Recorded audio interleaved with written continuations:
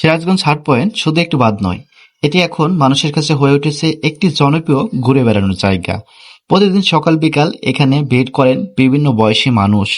কেউ আসেন হেঁটে, কেউ পরিবার নিয়ে পিকনিকে, কেউ আবার প্রেমিক প্রেমিকায় মুগ্ধ হয়ে বসে থাকেন যমুনার পাড়ে।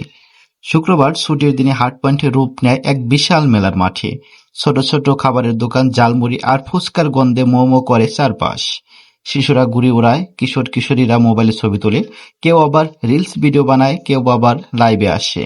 বিশেষ করে বিকেলের সময়টা যখন সূর্য অস্ত যায়, যমুনার পানিতে লাল আলো ছড়িয়ে পড়ে, সেই দৃশ্য দেখতে বহু মানুষ অপেক্ষা করে।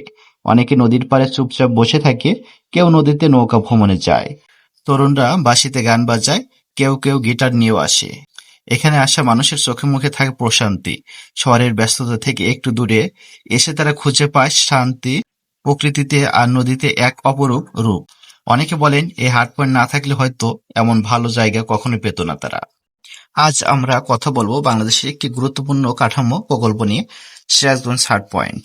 ব্রহ্মপুত্র ও যমুনা নদীর তীর রক্ষা এবং সিরাজগঞ্জ শহরকে বন্যার ভয়াবহতা থেকে রক্ষা করার জন্য তৈরি করা হয়েছে এই হাট পয়েন্ট।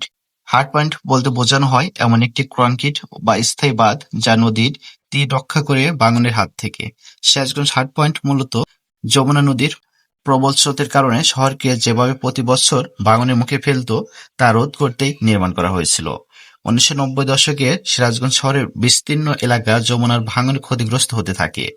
প্রতি বছর বন্যার মৌসুম এলেই শহরবাসীর মনে আতঙ্ক নেমে আসতো। তখন সরকারের পক্ষ থেকে একটি বড় প্রকল্প হাতে নেওয়া হয় যাতে শহরকে স্থায়ীভাবে রক্ষা করা যায়। এই প্রকল্পের ফলাফলই হলো সিরাজগঞ্জ হাট পয়েন্ট। এই হাট পয়েন্ট নির্মাণে ব্যবহার করা হয়েছে আধুনিক ইঞ্জিনিয়ারিং প্রযুক্তি।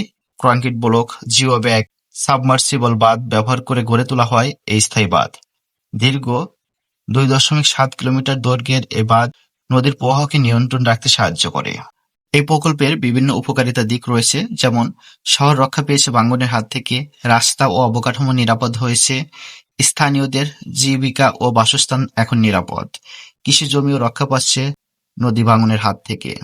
এই বাঁধ নিয়ে সরকারের আরো কিছু ভবিষ্যৎ পরিকল্পনা রয়েছে, যেমন সরকার ইতিমধ্যে সিরাজগঞ্জের পাশের এলাকাগুলোকেও হাট পয়েন্টের আওতায় আনতে নতুন প্রকল্প হাতে নিয়েছে। এছাড়া নদী ড্রেজিং, বাঁধ সংস্কার ও নদীর তীরে বৃক্ষরোপণের মাধ্যমে আরো টেকসই ব্যবস্থা নেওয়ার পরিকল্পনা রয়েছে।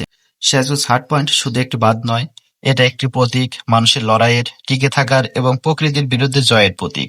ভবিষ্যতে আমরা চাই এমন প্রকল্পগুলো শুধু কাঠামোগত নয়, পরিবেশ বান্ধব এবং দীর্ঘস্থায়ী হোক।